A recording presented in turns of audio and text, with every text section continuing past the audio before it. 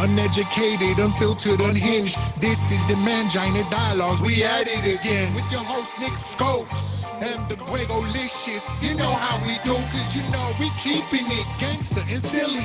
Unplugged like a full swung titty. About get jitty, cause you know we down to the nitty and the gritty. And we make shit sound so damn pretty. Yeah, cause this unhinged comedy. And right now you're in the mix. So get ready, cause we bout to get it poppin'. And we ain't stopping. Uneducated, unfiltered, unhinged. This the Mangina Dialogues. Hello and welcome to the Mangina Dialogues. I am your host, Nick Scopes. And I'm the Gregolicious. And today, our guest is best-selling author, as we'd say model, stand-up comic, owns her own talent agency, was Whitney Houston's husband. No, I'm just kidding. It's Bobbie Brown. Hi! That was a badass intro. I tried. I was like, I couldn't narrow it down. I was like, I'm just going to say everything that comes to my mind. That's awesome. Is that you guys singing your intro? Oh, the song you're talking about? Yeah.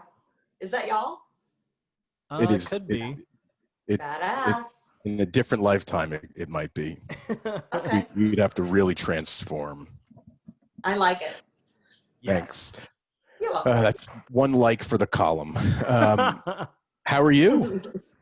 I am good. I mean, as good as you can be in times like this. Fucking world's gone crazy. Yeah, just a little bit. Yeah, right? Yeah, I mean, I'm here with Nick. I mean, couldn't be crazier than that.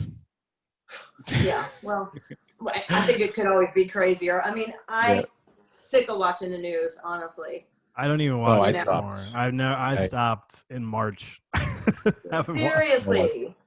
And I just want to say to the cops out there, like, everybody has a fucking camera nowadays, bro. Like, what the fuck? You know what I mean? Yeah. I feel like maybe they've always been that way, but nobody was always filming. I mean, somebody has a camera everywhere, all day, every day. So people need to remember that.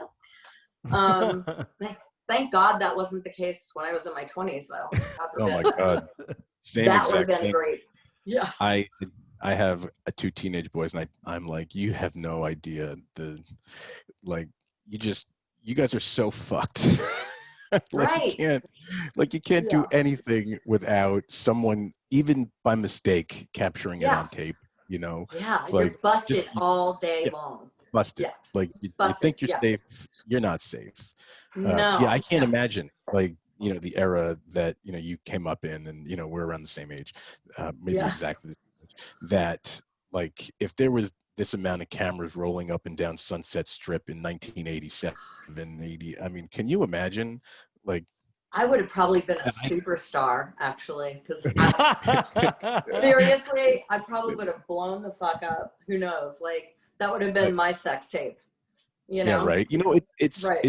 It's actually really interesting. Like, I have this theory that I actually wrote an essay on, like back, I think, right when I was leaving college, about how Beverly Hills 90210 fucked up, like, is responsible for the oversexing of the country, like at that time, because up until that point, like there was not like sex on TV geared towards teenagers, didn't exist. Right. And then they have their run. Melrose Place has their run. Obviously, what came out of the hard rock heavy metal scene out of the mid to late 80s. Yeah. Put you in to the Paris Hilton sex tape and the Pam Anderson tape, and first Pam Anderson, obviously. And then all of a sudden, it's like, that's the road to fame. Put out a sex tape. That is the road to fame. Kim Kardashian, and FYI, the Pam Tommy sex tape was a pre-planned thing. He showed me the check he got biannually for that tape. That someone stole from their house. Really? Yeah. That was a film crew sex tape. That wasn't an accident. And if you think about it logically, it's like, an interviewer came to your house through those gates, let you in, and you guys both like went to the bathroom or something, and he somehow found your hidden safe, knew the combination. The tape said us fucking, and that's what they took. Like, if you think about it logically, it's like, come on, bro. Nobody stole your sex tape and published it without your permission. So, I mean, it's so simple. I confronted him on it. He was like, check out the check. I was like, and the check was like 6 figures. I wonder where you could even find that nowadays. I wonder, is it still out there? The sex tape? The sex tape? I don't know. So many people tried to rub that in my face after we broke up. I literally probably could play her part. Yeah, Nick, I'm sure you've heard of internet porn. It's pretty gross. Yeah. I remember when it came out, I absolutely bought it. Of course. At one of these sleazy like places. Where I bought it, I lived in Manhattan.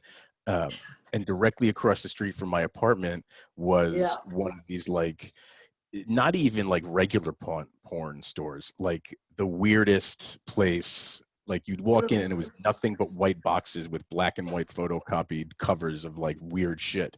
And the only thing they had in that store that wasn't that was the Tommy and Pam sex tape that was actually like a professionally done.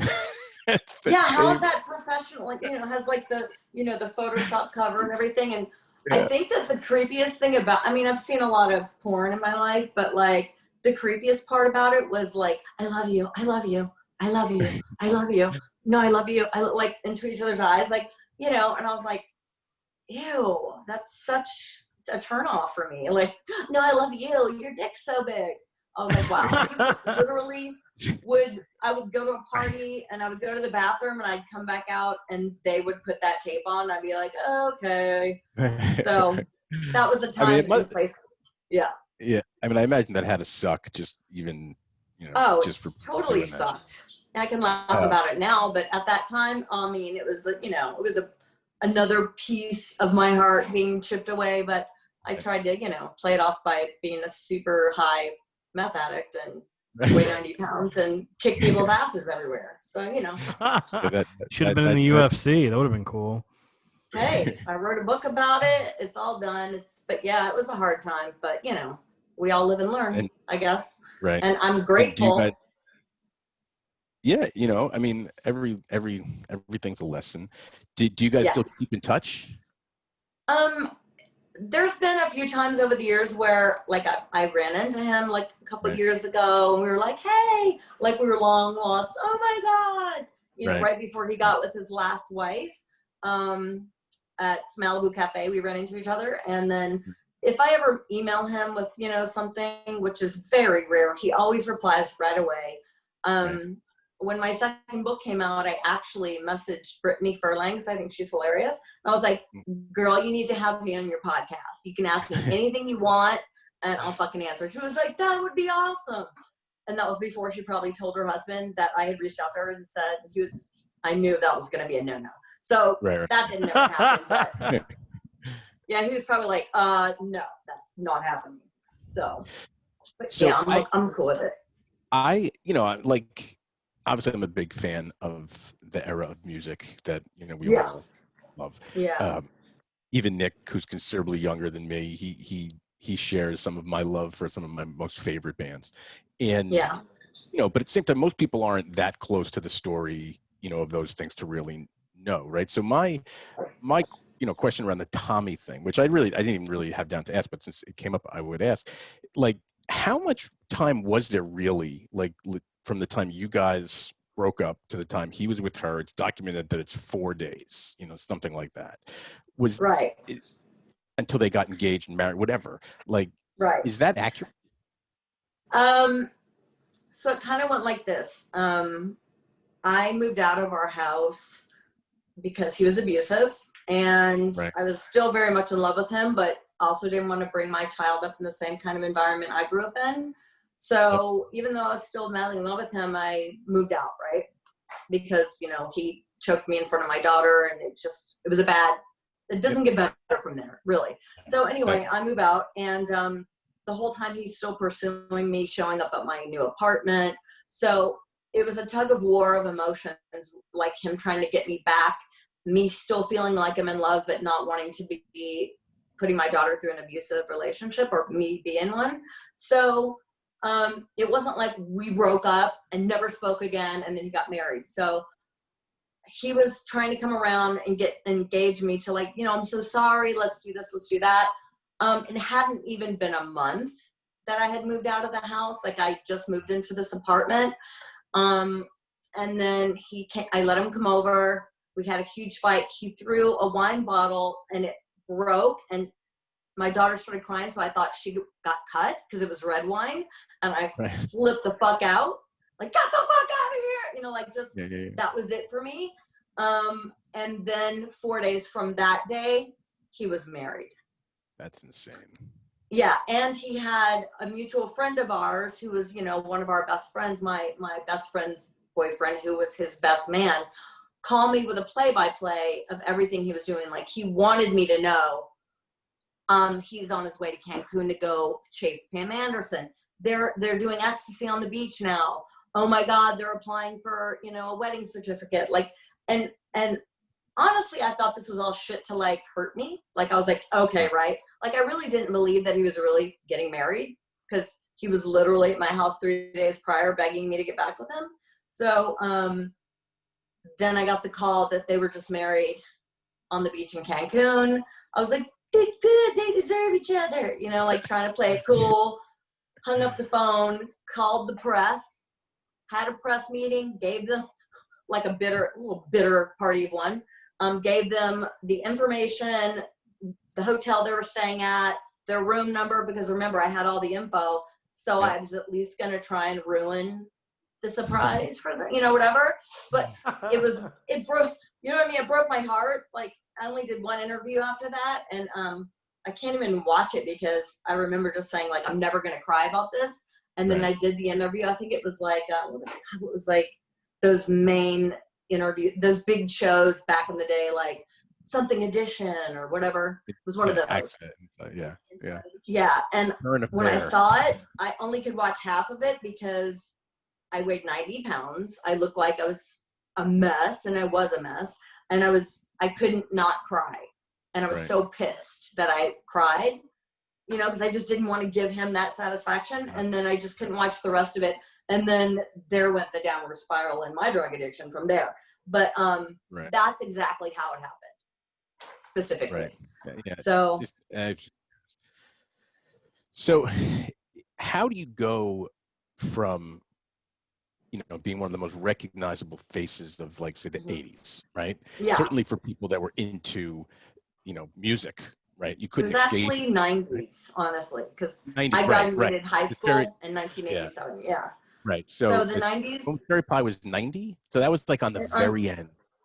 Cherry Pie was, let's see, in 1990, I think it was 90, wasn't it? September 1990.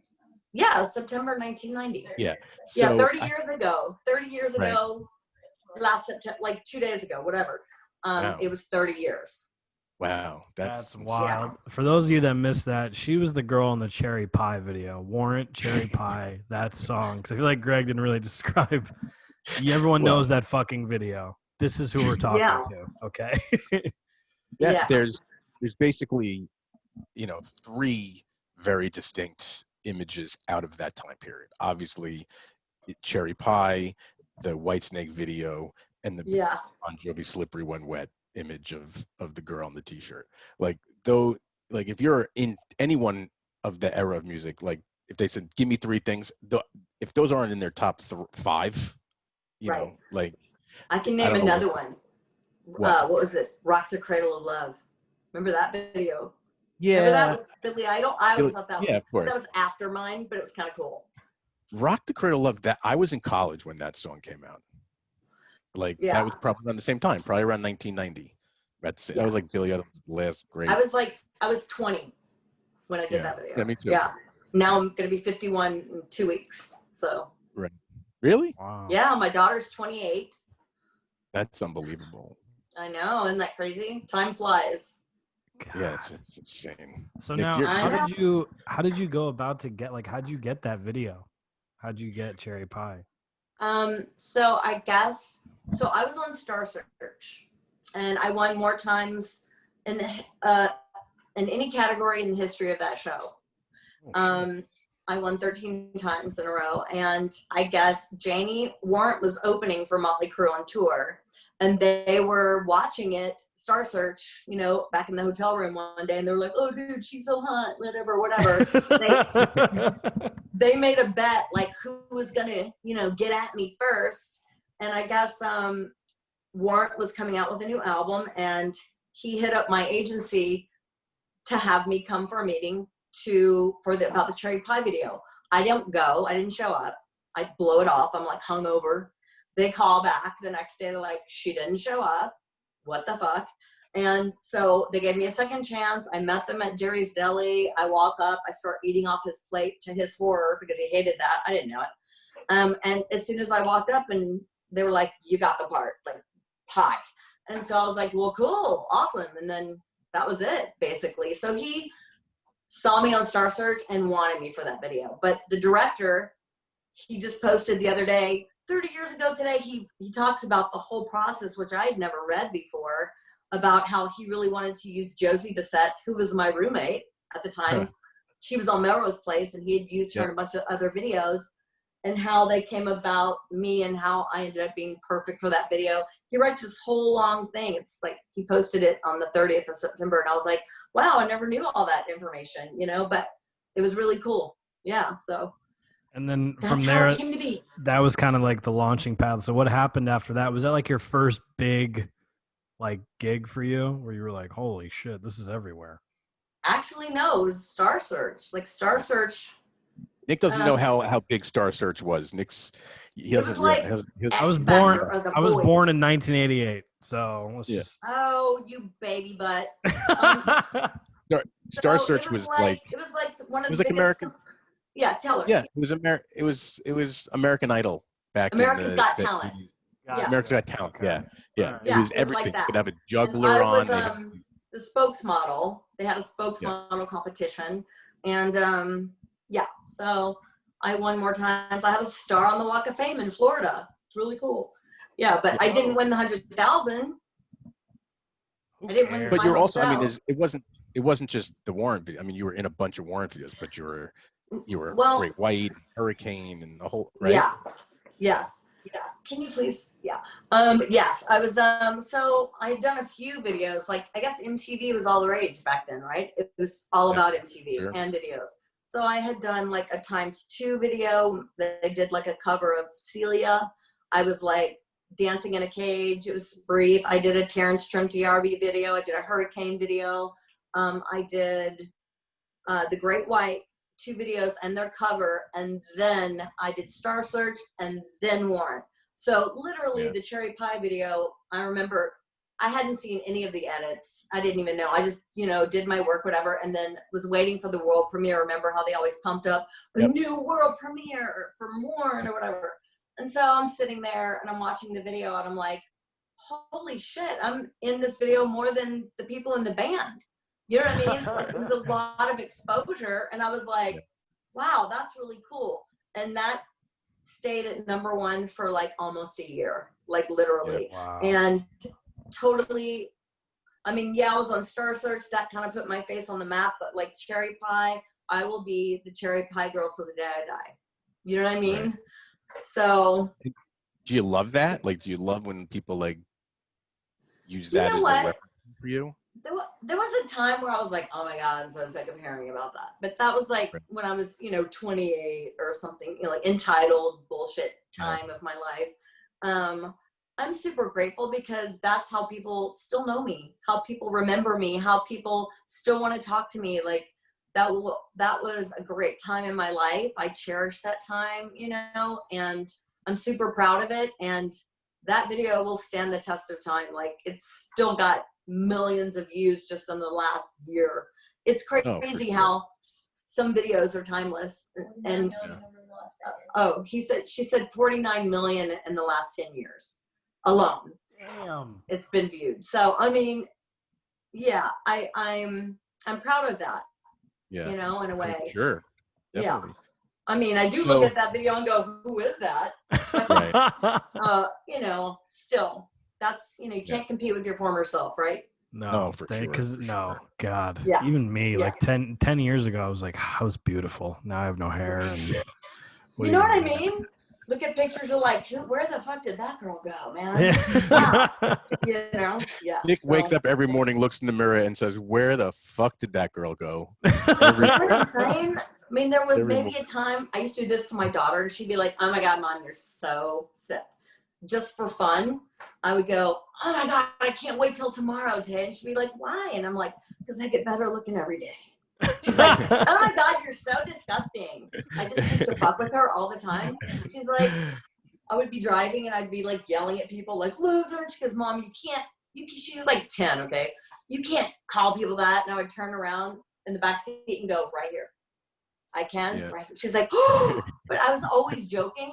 I'm never conceited. But she was like, "I kind of thought you were serious." I'm like, "No." But she has my sense of humor now. Thank God.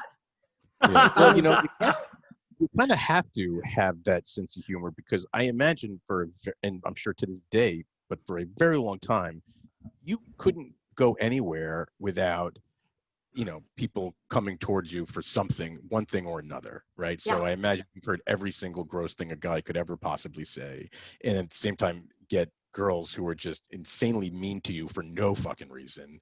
And you just have to have that thick skin, and the only way to really keep that thick skin is to be able to laugh at yourself and, you know, just have a good time, which I imagine is partly why you wound up getting into stand-up. Right. All day, every day is a competition. All day, every day, guys think porn is real. And, you know, but I think it's also just living in California, because California, I feel like guys kind of get away with a lot more. I mean, look at like Weinstein and, you know, all that shit. I mean, he looks like a claymation head rolled in cat fur, you know? He was like Dustin, I can tell you, right? You want to hear a funny Harvey Weinstein story? Not to make fun. That's like the perfect description of him. That was really good. So he lives, not anymore. He lived in the town right next to us where we are in Connecticut, right? So I took my son to breakfast one morning, and he happened to be sitting in the booth next to us, right? And my son, who at the time was probably like, I don't know, 10 or 11 years old, looks at me and goes, "Hey, I think that's that famous director that lives in the town next to us." And I look over and I'm like, "Oh yeah, that's him." And he's sitting in a booth by himself, looking exactly how you just described. Right. Yeah. And he's eating coleslaw. All he's got on his table is the New York Times and a big bowl of coleslaw.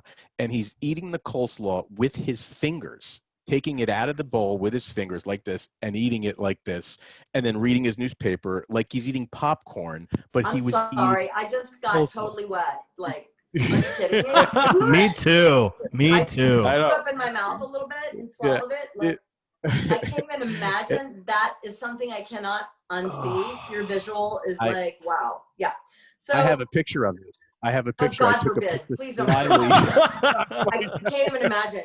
I mean, so for example, yes, it was a very hard life. It was a daily struggle.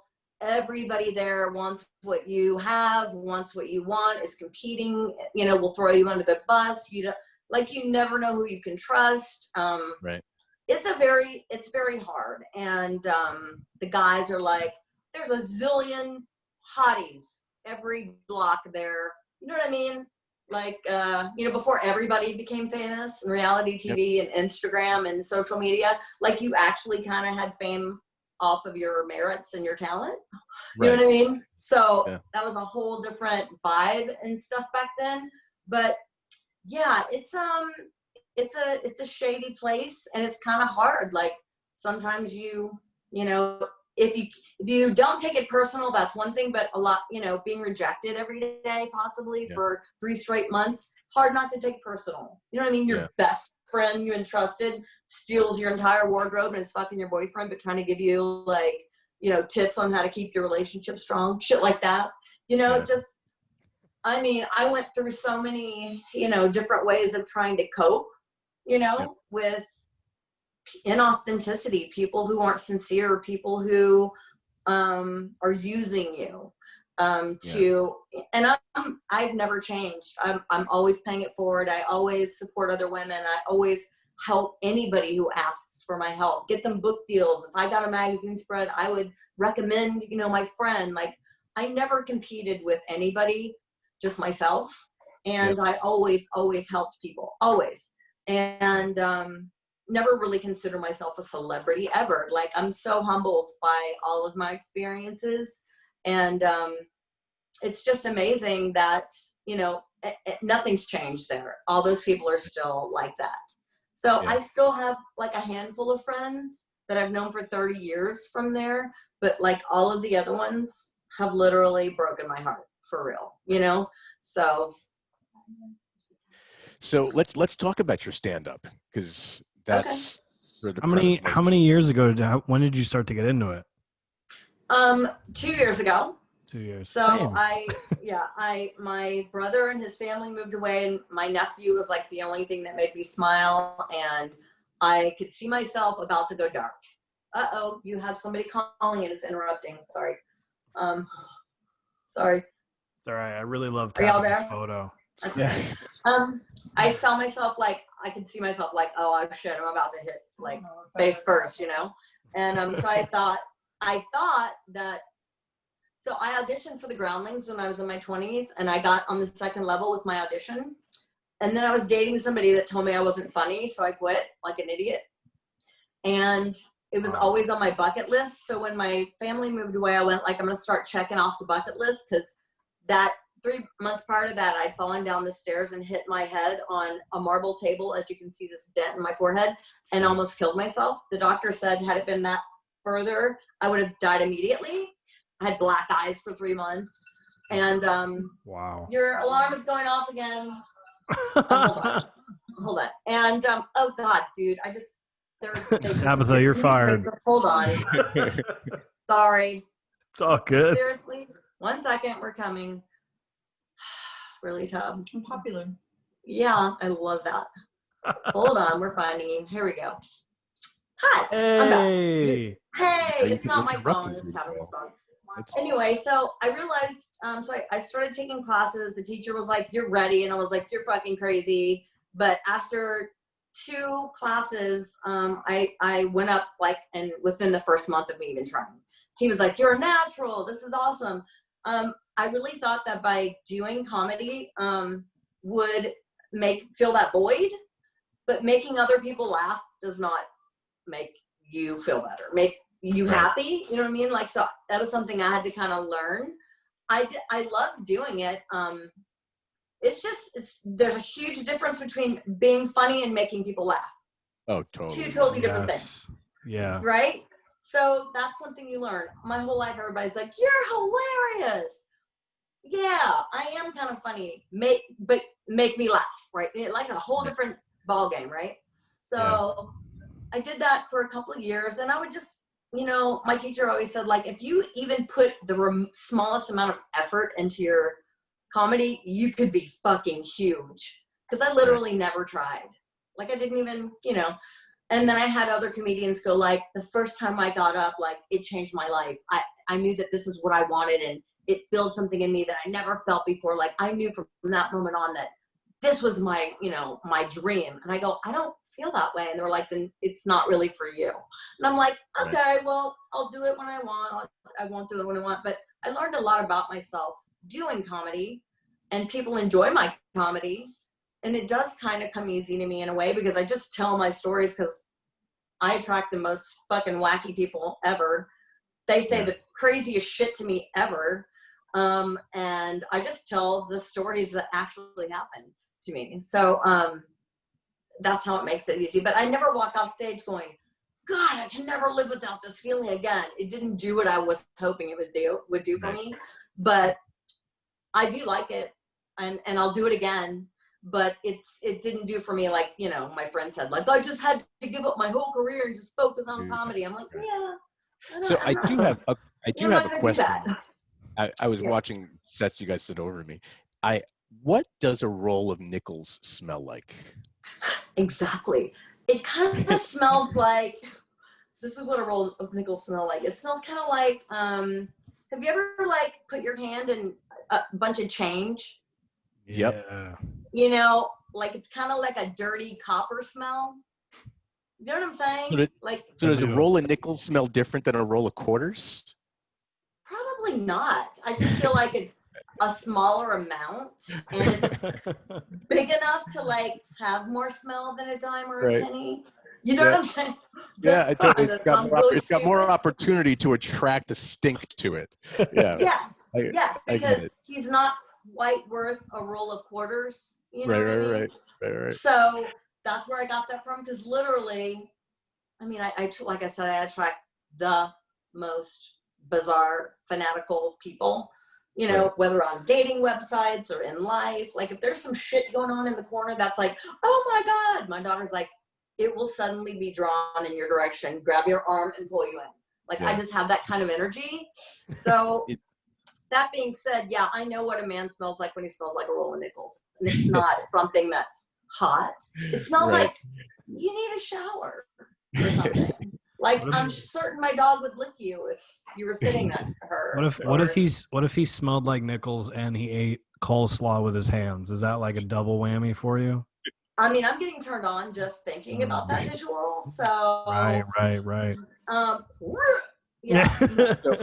Like, are finger gross. Are finger guns always a bad thing? I use finger guns as a reply to someone telling me they love me. Right.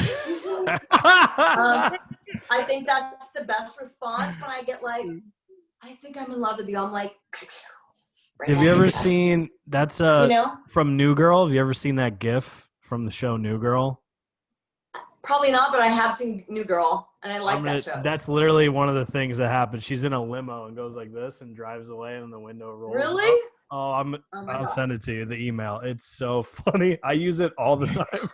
Finger guns are fucking awesome. I've been lately using this to my daughter. It's a slug that he really slowly goes and clenches, you know, and she's like, why do you keep sending me that slug? Because that's how I feel.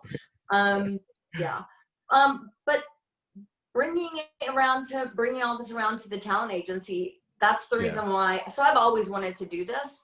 I just never had the right time to be like, hey, I think I'm going to like pack up all my shit. I've lived in LA for 30 years and just be like, yeah, I'm moving back home to Louisiana. Right.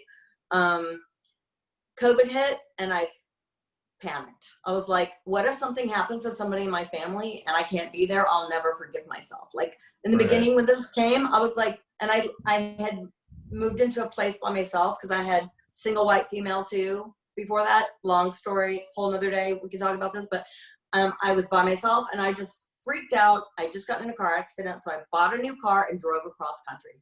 Literally. I was like, fuck it.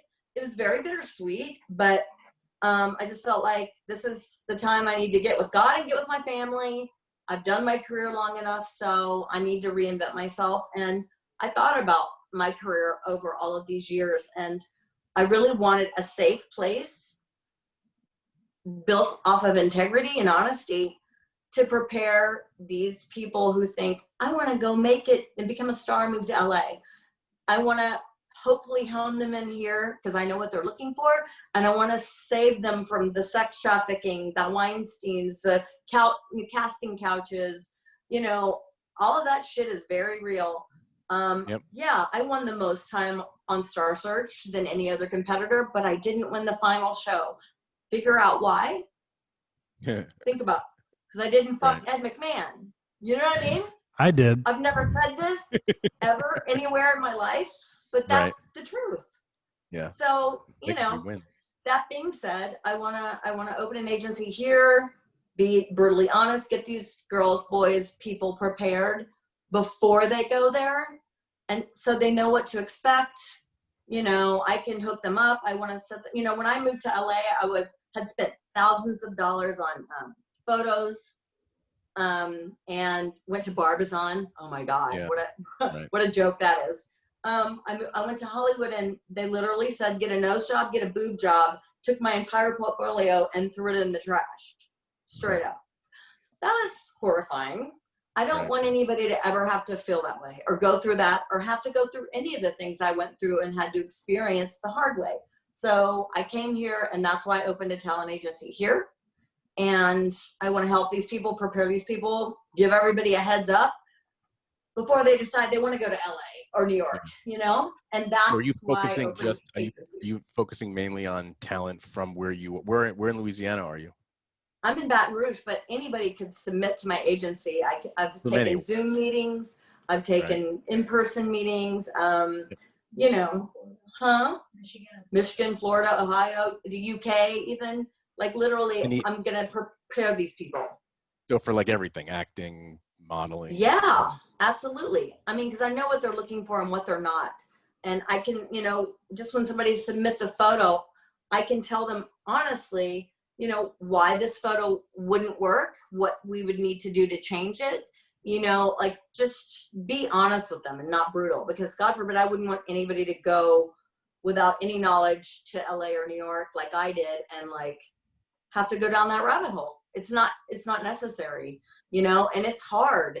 It's devastating. It's humiliating. It's, you know, addicting in many ways. You know, like I went through a lot of shit. I don't want anybody to think I'm a victim, because I'm not. I made my own choices, but it's a lot to recover from. And, you know, I've spent 30 years just like kind of going through the motions and never really making it to the top, but I never wanted to part that bad. Does that make sense? Yeah. Like, so, you know, winning Star Search would have been great, but I can't imagine, you know, fucking rolling around into that piece of meat. I mean, you know what I'm saying? Like, there's so many horrible sexual gross images we talked about today in just 30 minutes. Like coleslaw, now Ed McMahon. You want me to talk? I'm going to gross you out. Like, I'll leave you guys with a final gross picture image for you. My daughter and I were talking about some guy messaging me like, "You so fine, blah, blah, blah." And I was like, really? So my daughter and I I looked in the mirror the other day at myself naked, and I look like a reusable 18th century condom filled with tapioca and mayonnaise. And she was like, oh my God. She's like, my ass looks like a bag of ghosts. I was like, we are both like, these were our descriptions. My daughter has my sense of humor. And that was how we left it. I'm like, if you think that's hot, then, you know, okay. But you've got another message. Okay, it went away. So anyway, but, Tabitha's my popular. daughter's like, could you be more distinct about what you're trying to portray?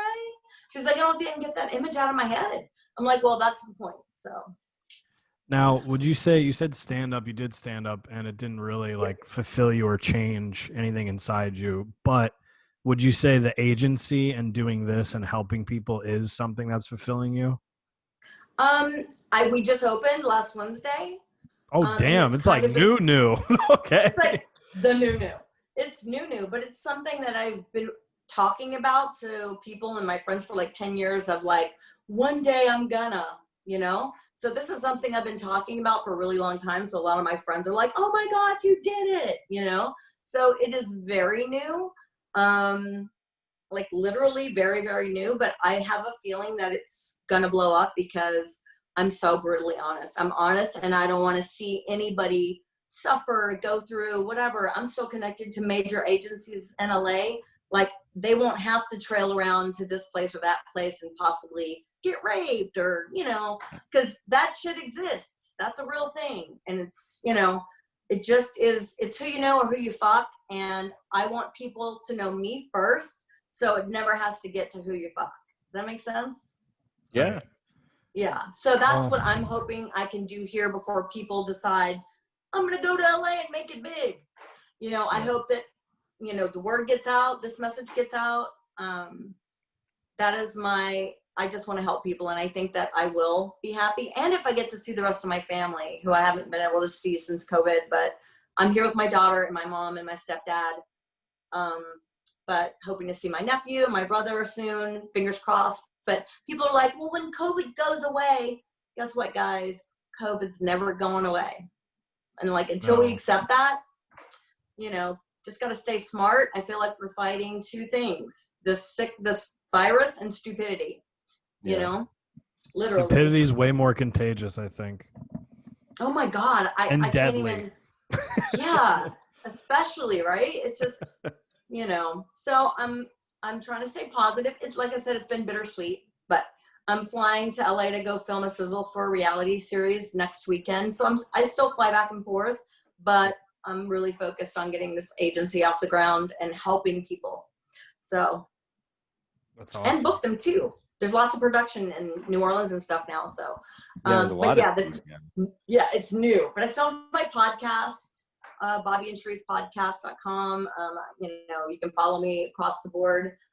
BobbieBrownTalent.com. You can go there, submit, fill out your consultation forms. You can read everything about it. I've been posting on social media at Bobbie Jean Brown, Bobbie Brown Talent Agency, at Brown Bobbie, Instagram, and I still have my online clothing stores, BobbieJeanBrown.net. There's a lot of Bobbie Browns, right? There's a lot of Bobbie. You got a lot of I'm trying. Dude, I get Millie Bobbie Brown's Google alerts, and I seriously start to run a hot bath and get the razors ready. I'm like, oh my gosh, it's starting me crazy. But there's a lot of Bobbie Browns for real. Yeah. Well, listen. I mean, obviously, have amazing good luck with the talent agency. Thank you. And we'll post every single place people can find you. Thank you. And then we're going to have to definitely circle back to get that other story and like 10 other things we wanted to talk about at some point when you have some more time. Okay. I would love to. And I'm going to send you that finger guns gif. I'm going to find it. You do that. And I'm sending it to you. Is that how we're signing off? I love you guys. We're going to sign off like this. All right, Bobbie, thank you. Thank you very much. Tabitha, thank you back there. Tabitha, get in here, girl. Hey. You got a bunch of messages you got to return. I know, right? All right, guys, good luck. Bye. Thank you. Bye. Happy birthday almost.